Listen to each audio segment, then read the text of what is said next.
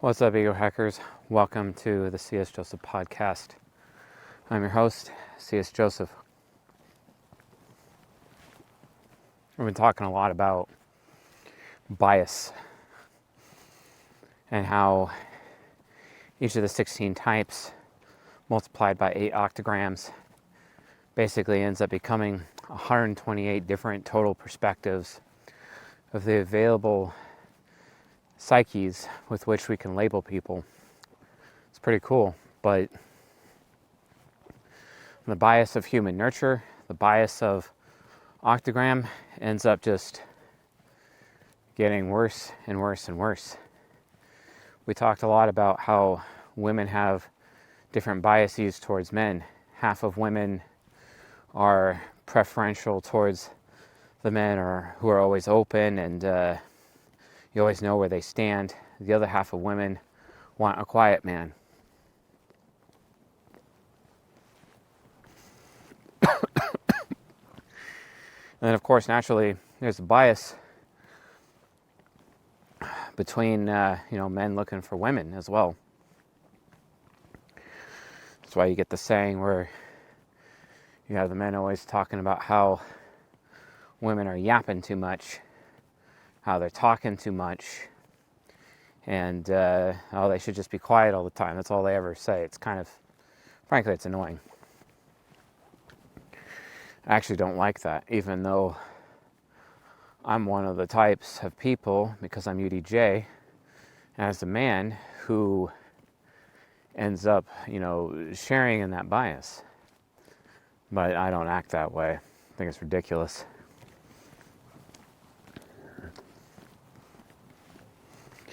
I was married to a woman a long time ago, back when I was still a teenager. And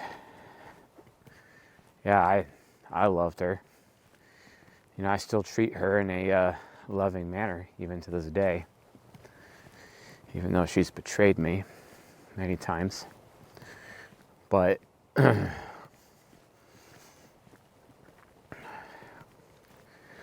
thing is that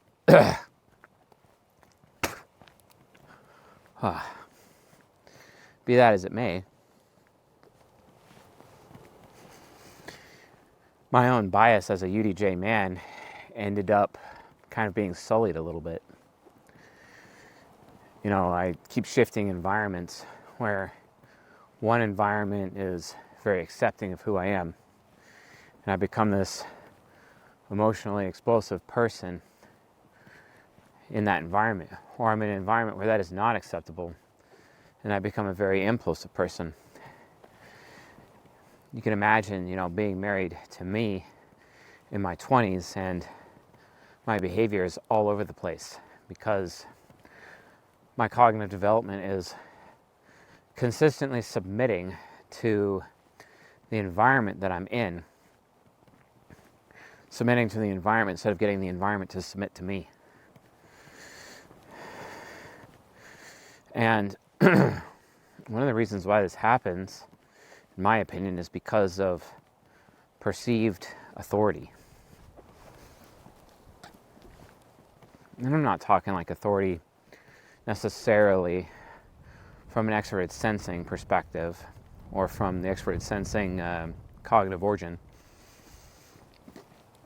I'm not, but it probably ties in. But what I've noticed about men is that men have this problem where, because men are like hierarchical, and I think cognitive development has a lot to do psychologically with men being hierarchical, is that when you're in the presence of other men and you as a man perceive that man as having authority over you, maybe he actually does have authority over you, maybe he can fire you and you lose your job.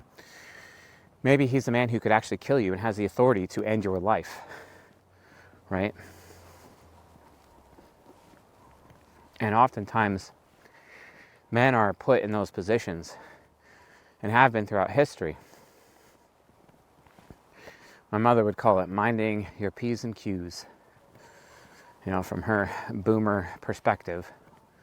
A boomer saying, right? because boomers raise millennials and Gen Xers raise Gen Zers, and millennials raise alpha generation and Gen Zers raise the generation after alpha. It always skips a generation. Most people don't realize that there is a generational skip there. They really don't. And that's problematic. That's problematic in of its own right. But it's kind of necessary. It's like the hero function is always parenting the child function, and the parent function is always parenting the inferior function, which has some compatibility overtones to it. I kind of find that very fascinating, how these generational archetypes, according to the Fourth Turning, you should read that book, by the way, actually end up playing out. I find that very fascinating. But it all comes down to perceived authority. And it's because, like, men have this thing where oftentimes we have to submit to the environment. In the same way a woman should submit to her man, it's in the same way a man must submit to the environment. How you behave, from a survival perspective in a desert is different than how you would behave in a mountain, while you're on a mountain, right? Same way that you would behave in your childhood family versus your chosen family that you've created as a man later in life. You behave differently. Okay? So,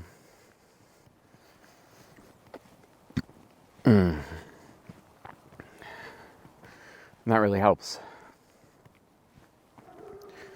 And one of the survival mechanisms, and it's potentially a coping mechanism, is a man's ability to change their cognitive development as they go. Right? So that's important. But my theory is that it has a lot to do, especially when it comes to, the authority of the environment and what to do when you're dealing with that environment. But then also socially, when you're around other men and they have authority, right? Or perceived authority. And authority has a way of changing a man's cognitive development. It's like, for example, if I'm in a social situation and I know how I have authority, or I know no one else around me has authority, I allow myself to be unconscious developed. I allow myself to be emotionally explosive, which is my default.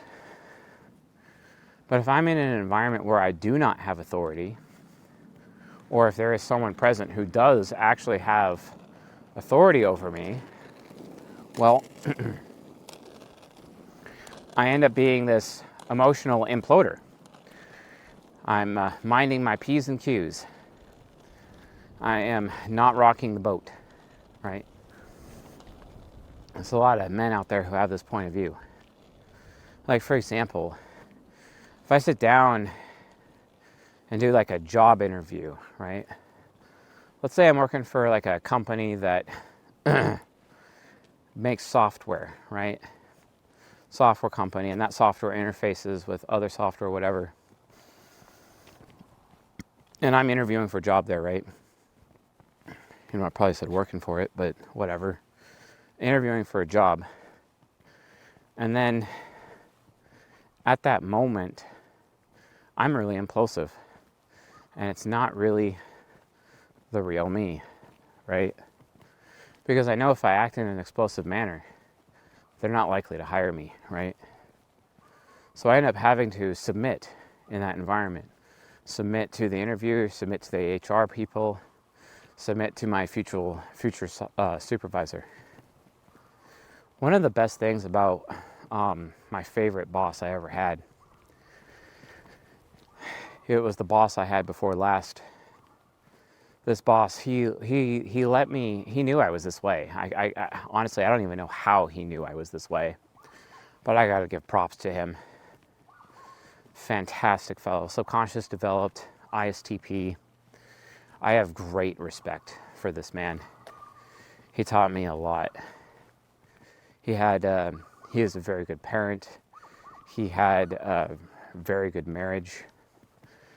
Frankly, I love him. I love him so much. I haven't talked to him in years. Probably should talk to him.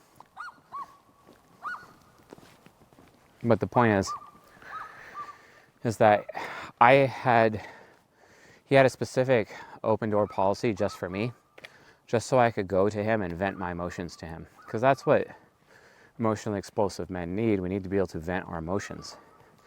If we don't vent our emotions, what ends up happening is that we actually lose objectivity. We can't be objective, right? So he knew that me being objective on the job was critical to our team's success. So he made sure that he would not allow my emotions to be swept under a rug. And he gave me the time of day. And I would do this twice a day. I'd vent my emotions to him twice a day.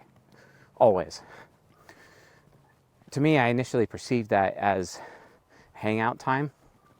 But the reality of the situation is that it wasn't hangout time. It was management time. He was managing me. And I'm always so thankful that he was managing me. Because, let's be honest, SD men who join a business, especially if it's white collar is very dominated by SD men in middle management, and then also at the lower levels. Higher levels, you might get some UD men, because once they have authority, they start allowing themselves to be emotionally explosive. But yeah, he gave that to me, and it was absolutely fantastic. So when you're going out there trying to figure out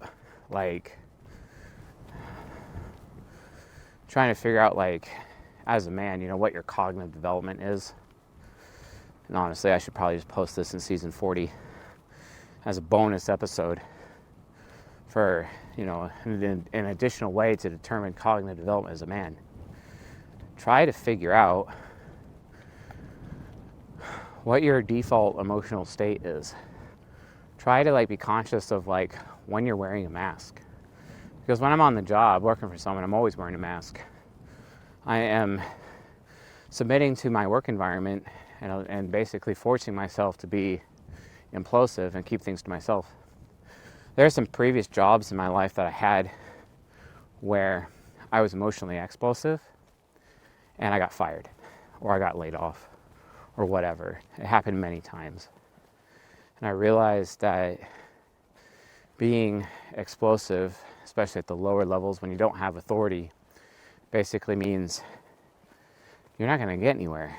You're not going to get anywhere with that job.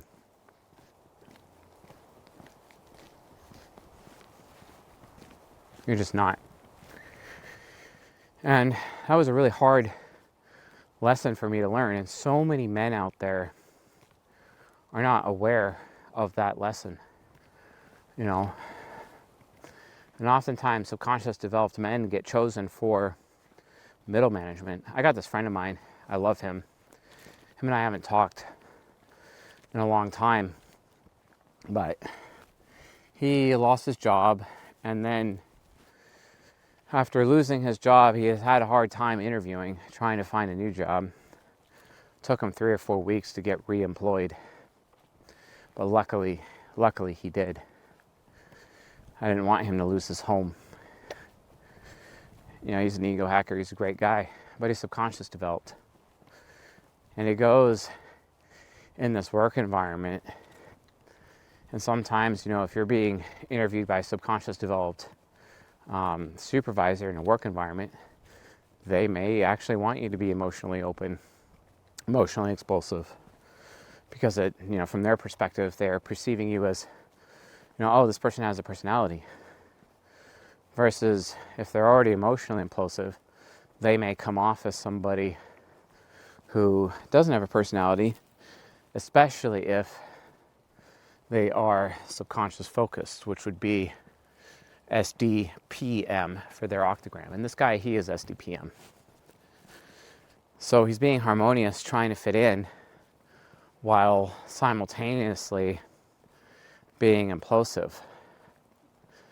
This is why I've realized that subconscious, developed, unconscious focused men, also known as SDJM, Octagram men, are very often hired, because it seems that from a cognitive focus perspective, most corporate jobs or jobs in general are looking for authenticity towards men because there's this bias, right?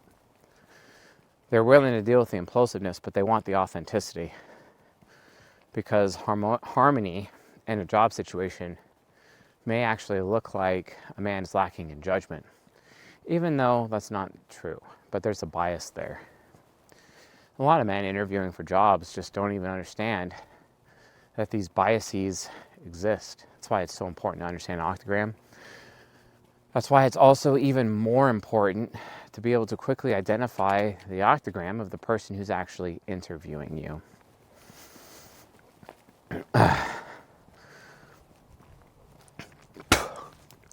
So keep that in mind. Like, if you want to be successful in an interview situation, really, you need to be aware of how there's perceived authority and how you're naturally, as a man, going to be changing your cognitive development. But like, if you're SDPM, your Octagram most likely will be incompatible with the actual job. Unless, of course, you're like trying to be a music teacher and working with children. Yeah, being harmonious as a man, that is looked for in that education environment. But if you're like working construction, authenticity has a higher value. And how people make interviewing decisions, how they make hiring decisions, you know, who's going to be interviewed versus who's not, who's going to get the second interview, who's going to get the third interview, who's actually going to be hired, is really actually entirely based on a bias that's attached to Octagram. And people are just not aware of that. This is why SDUF or SDJM males get hired from that perspective, more so on those types of jobs. But if you're a man and you're SDPM, and you're trying to get hired on those jobs, you're not likely to get hired. That's a big problem. In my opinion, the number one mechanism that guides whether or not a man is going to change his cognitive development in the moment literally is perceived authority being present or not within that environment, like a work environment. But it's a lot more difficult for men because men don't really change their cognitive focus. They bring their cognitive focus to them, with them, to their work environment. And a lot of jobs require harmoniousness, or them being like the bringer of harmony or the maintainer of harmony. People trying to fit in versus those who are authentic, which is more, if you're SD, that's more on the UF side. That basically means you're trying to get people to fit in with you. And authenticity might be higher valued. So it's kind of, when it comes from like men in general, like, it's kind of like, while it is unconscious, it's kind of like this unspoken rule. And unspoken rules are unconscious, by the way. They're not conscious. That if there is authority present, and men are hierarchical, what ends up happening is that it's just kind of naturally understood that you're going to present yourself implosively anyway. But the real differentiator on the job is for whether or not you're going to get hired is your cognitive focus. So that's why you really, really need to determine what Octagram you are, and potentially what Octagram is preferred for the specific position that you're applying for, essentially. And then the Octagrams of those who are interviewing you. So you can get an idea of what their team is like, or what their work culture or corporate culture actually is. All of these things need to be known. If you don't know, maybe you should learn how to psychoanalyze yourself properly and identify your Octagram properly. You can do that by watching season 40. Season 40 is available at school.com/csjoseph, skool.com/csjoseph. Once you become a member, it's just $29 a month. Go to the classroom, find How to Personality Type Yourself 2.0, also known as Season 40. Go take that course. Right now, there's like 54 videos. And, you know, these cognitive mechanics are just so critical. Especially since nowadays, getting hired is actually a lot harder. A lot harder than people even realize. So make sure you check it out and do it consistently. So yeah, folks, keep that in mind when you're trying to get a job. If you're a man, understand these principles. Thanks for watching and listening, and I'll see you guys on the next episode.